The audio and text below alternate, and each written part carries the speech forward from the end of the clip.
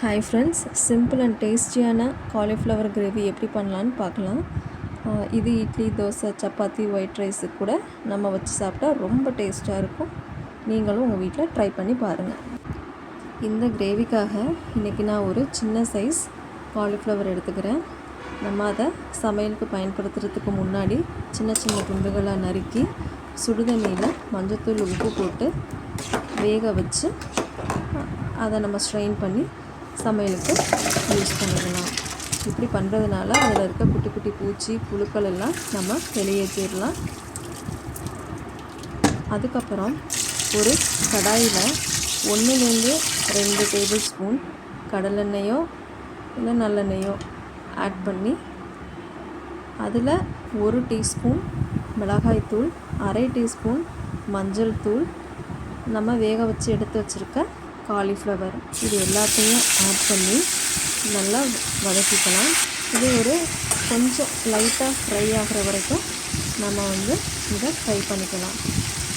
இப்படி பண்ணுறதுனால இந்த குழம்பு இன்னொன்று கூடுதல் சுவையை நமக்கு தரும். நல்லா ஃப்ரை பண்ணிவிட்டு அதை ஒரு பிளேட்டில் எடுத்து வச்சுக்கலாம். சேம் அதே கடாயில் இன்னொரு 1 டீஸ்பூன் எண்ணெய் ஆட் பண்ணிவிட்டு 2 பெரிய வெங்காயம், ஒரு 6-7 முந்திரி பருப்பு, ஒரு 4-5 பல் பூண்டு, ஒரு சின்ன துண்டு இஞ்சி, இது வதங்குறதுக்கு கொஞ்சம் உப்பு.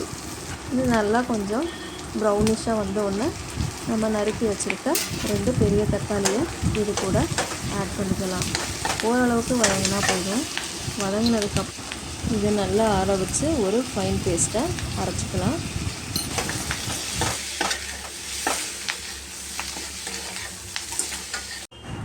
அதே கடாயில் 1 டேபிள் ஸ்பூன் எண்ணெய் சேர்த்து 1 பிரியாணி இலை, 2 கிராம்பு, 2 ஏலக்காவை ஆட் பண்ணிக்கலாம்.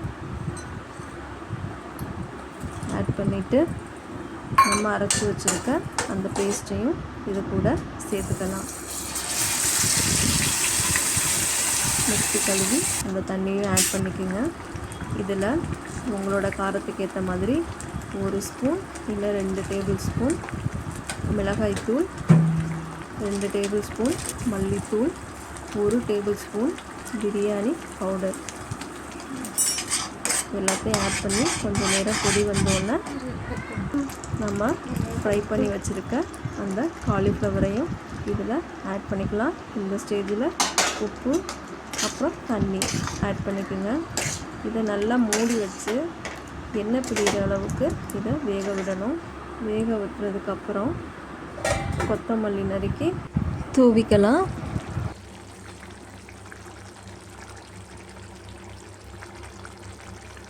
இட்லி, தோசை, சப்பாத்தி கூடயே சாப்பிடும்போது ரொம்ப அருமையான சுவையாக இருக்கும்.